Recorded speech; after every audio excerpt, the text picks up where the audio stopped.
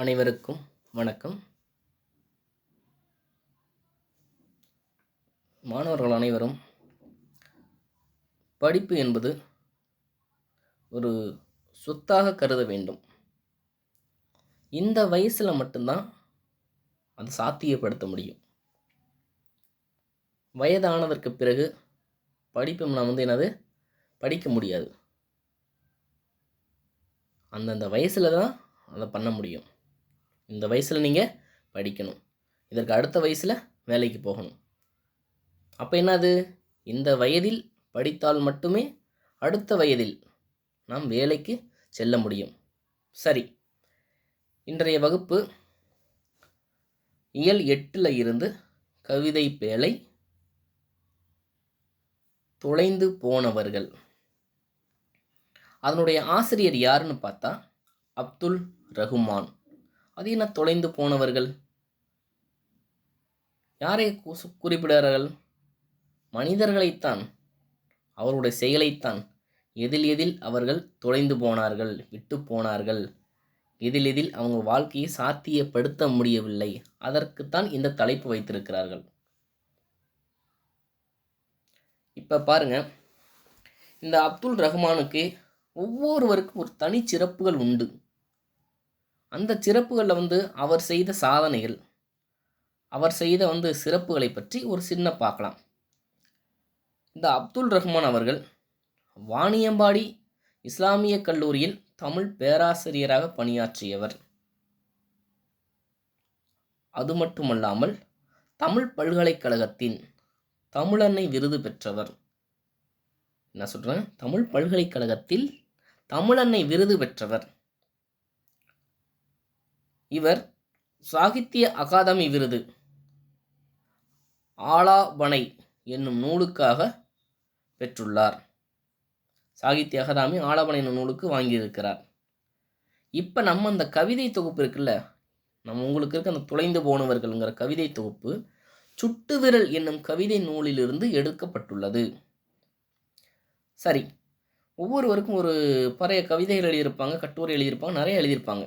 அதன் மாதிரி இவரும் பால்வீதி, நேயர் விருப்பம், பித்தன், ஆலாபனை என்னும் நூல்கள் இயற்றியுள்ளார்.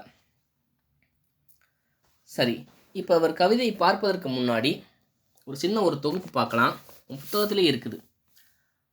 ஆப்கானிஸ்தானில் 1207 பிறந்த மௌலானா ரூமி ஆன்ம ஞானியாக மாறி சூஃபி பிரிவை தழுவினார். ஒரு ஆன்மத்தில் இன்னொரு பிரிவை தழுவுகிறார்.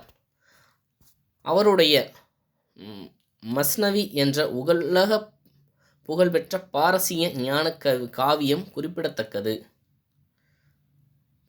மஸ்னவி என்னும் உலக புகழ்பெற்ற பாரசீக ஞான காவியம் குறிப்பிடத்தக்கதுன்னு சொல்கிறாங்க. யாருக்கு? இந்த மௌலானா ரூமியோட புகழ்பெற்றதுன்னு சொல்லிடுறாங்க. அதில் புல்லாங்குழலை ஆன்மாவாக குறியீடு செய்து கவிதை படைத்திருக்கிறார் ரூபி. ஆன்மானம் யாருக்கு இருக்கணும்? ஒவ்வொருவருக்கும் இருக்கணும். மிருகத்துக்கு இருக்கலாம், மனிதனுக்கு இருக்கலாம், ஒவ்வொருத்தருக்கும் உள்ள ஒரு ஆன்மா இருக்குது. அந்த ஆன்மா பலது கூறும். இந்த பாருங்கள், இந்த பாடலில் பாருங்கள். என்னை மூங்கிற்காட்டிலிருந்து வெட்டி வீழ்த்து பிரித்ததற்காக நான் எழுப்பும் கூக்குரல் கேட்டு ஆடவர் பென்றியர் யாவரும் அழுது புலம்புகின்றனர். மூங்கில் மரம் இருக்குதே, அதை வெட்டிட்டு தான் புல்லாங்குழல் செய்வாங்க. அந்த புல்லாங்குழலில் இருந்து வரக்கூடிய அந்த இசையானது பல ஆடவரார்கள் பெண்டிரம் எல்லா பேரும் அந்த இசையை கேட்டு அழுது புலம்புகின்றனர். எடுத்துக்காட்டுக்கு ஏதோ ஒரு சோகங்களாக கூட இருக்கலாம், அதை கேட்டு மக்கள்லாம் அழுகிறார்கள் என்று கூட கருத்துக்கள் வைத்துக் கொள்ளலாம். இதை தீய குணங்கள் என்ற கரையில் படியாத தூய உலகம் அது. அப்போது ஆன்மா இறை தரிசனம் என்ற பேரின்பத்தை அனுபவித்து கொண்டிருந்தது. இத்தகைய நிலையிலிருந்து ஆன்மாவை போர், பொறாமை, பூசல், அகந்தை, கள்ளம், கபடம், பேராசை, சினம், காமம் நிறைந்த இந்த சட உலகுக்கு அனுப்பினால் அது ஆளாமல் என்ன செய்யும் என ரஹ்மான் விளக்குகிறார். அவருடைய கவிதை தொகுப்பை ரஹ்மான் இப்படியெல்லாம் விளக்குகிறார். ஒவ்வொரு மனிதனுக்கும் போர், பொறாமை, பூசல், அகந்தை எல்லாம் இருக்குது. இவற்றையெல்லாம் நாம் அதை விட்டு விட வேண்டும் மனிதனாக பிறந்தால். சரி, இப்போ இந்த பாடலை பார்ப்பதற்கு முன்னாடி இந்த நுழையும்ங்கிற புத்தகத்தில் இருக்கும் பாருங்க, மானிட சமுதாயத்தின் விழிகள் ஒளியிழந்து கிடப்பதை தம் கவிதையால் உணர்த்தும் கவிஞர்.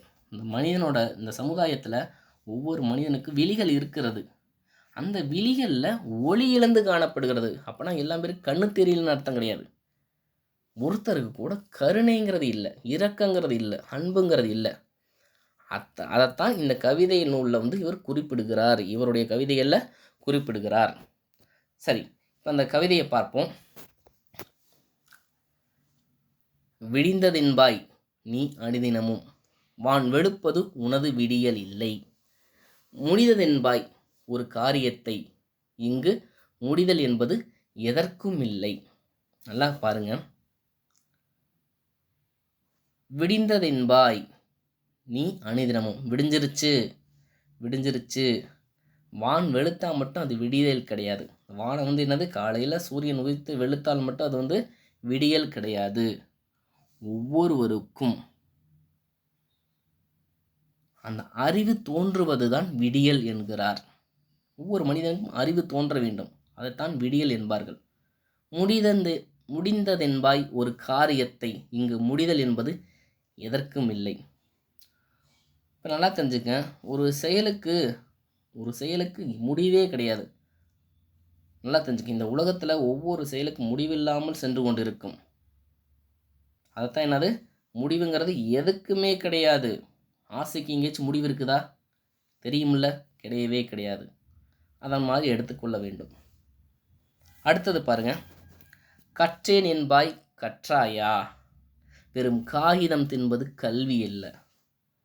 படிச்சிட்டேன், அப்புறம் பெற்றேன் என்பாய் எதை பெற்றாய், வெறும் பிள்ளைகள் பெறுவதல்ல. இந்த பாடத்தை பாருங்க, படித்தேன், எதை படித்தாய், வெறும் காகிதத்தில் புத்தகத்தில் இருப்பது மட்டும் கல்வி கிடையாது. புத்தகத்தை கரைச்சி குடிச்சு வாய்க்குள்ள எல்லாம் பண்ணிட்டா என்னது, கல்வி கிடையவே கிடையாது. உண்மையாக எது தெரியுமா, அறிவை தேடுவது தான் கல்வி. புத்தகத்துக்குள்ள அறிவு இருக்குது, அதை விடுத்து வெளி சமூகத்திலும் அறிவுகள் நிறையா இருக்குது. ஒன்றும் கிடையாது, உதவி செய்தல் கூட வச்சுக்கலாமே, அதுவும் ஒரு அறிவு தான். அதைத்தான் இதில் சொல்லியிருக்கிறார்கள். பெற்றேன் என்பாய் எதை பெற்றாய், வெறும் பிள்ளைகள் பெறுவதல்ல. இந்த உலகத்தில் பிள்ளைகள் பெறுவது மட்டும்தான் என்னது, பெறுதல் நினச்சிட்டு இருக்காங்க. ஆனால் அதை விட அன்பு, இரக்கம், கருணை, அறிவு, இப்படி வாழ்க்கையில் எல்லாமே பெறுவது தான் பெறுதல் அப்படின்னு இந்த அப்துல் ரஹ்மான் குறிப்பிடுகிறார். குளித்தேன் என்பாய் யுக யுகமாய், நீ கொண்ட அழுக்கோ போகவில்லை. அழித்தேன் என்பாய் உண்மையிலே, நீ அழித்தது எதுவும் உனதல்ல. குளிக்கிறேன், காலையில் எந்திரிச்சு குளிக்கிறேன், அது என்ன தேய்ச்சி குளிச்சிட்ருக்கோம். அது என்னது, உன்னுடைய உடலில் இருக்க அழுக்கு வேணால் போகும், ஆனால் அழுக்கோ போகவில்லைன்னு சொல்கிறான்னு பார்த்தீங்களா, அது என்னது, மனதில் கொண்ட அழுக்கு போகவில்லை. உடலில் இருக்க அழுக்கு போயிடுச்சு, ஆனால் மனதுக்குள்ளே இருக்க எல்லா அழுக்கும் என்னது, போகவே இல்லை. அழித்தேன் என்பாய் உனதல்ல. இந்த உலகத்தில் அழிச்சு எதை கொண்டுட்டு வந்த நீ அழிக்கிறதுக்கு? நாம் எதை கொடுப்பதற்கு? நாம் என்ன கொண்டு வந்தோம் கொடுப்பதற்கு? நாம் வரும்போது வெறுங்கையை வீசிட்டு தான் வந்தோம். ஆனால் கொடுத்துட்டேன் என்னது, அழிச்சிட்டேன், உதவி செஞ்சுட்டேன்னு என்னது பெருமையாக நினச்சிட்ருக்கோம். அது உனது கிடையாது. உடை அணிந்தேன் என சொல்கிறாய், வெறும் உடலுக்கு அணிவது உடையல்ல. விடையை கண்டேன் என்றுரைத்தாய், வெறும் வினாவாய் நீயே நிற்கின்றாய். உடை அணிஞ்சிட்ருக்கோம், நம்ம எல்லாம் வெறும் ஆடை அணிஞ்சிட்டோம், அது வெறும் உடலுக்காக மட்டும்தான். உன் மனசில் இருக்க அந்த அன்பு, இரக்கம்,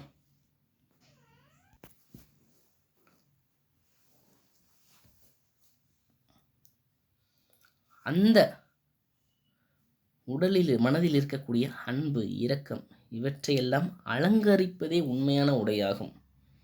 நல்லா நீட்டாக ட்ரெஸ்ஸை போட்டுட்டு விதவிதமாக ஆடையெல்லாம் அணிஞ்சிட்டு வர்றது உடலுக்கு அணிவது கிடையாது.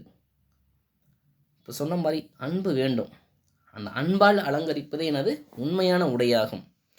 விடையை கண்டேன் என்றுரைத்தாய், ஒரு வினாவா நீயே நிற்கிறாய். விடையை கண்டுபிடிச்சிட்டேன்னு சொல்லிட்டு எல்லாமே தெரிஞ்சிட்டு இருக்கக்கூடாது. நான் எல்லாமே இந்த உலகத்தில் நான் தான் அப்படின்னு நினச்சிட்டு இருக்கக்கூடாது. ஆனால் அந்த இடத்துல நீ ஒரு வினாவாக தான் நிற்கிறாய். என்ன செய்துட்டோம் இந்த உலகத்துக்கு அப்படின்னு சொல்லிட்டு என்னது, அந்த இடத்துலையும் ஒரு வினாவாகத்தான் நீ நிற்கிறாய்.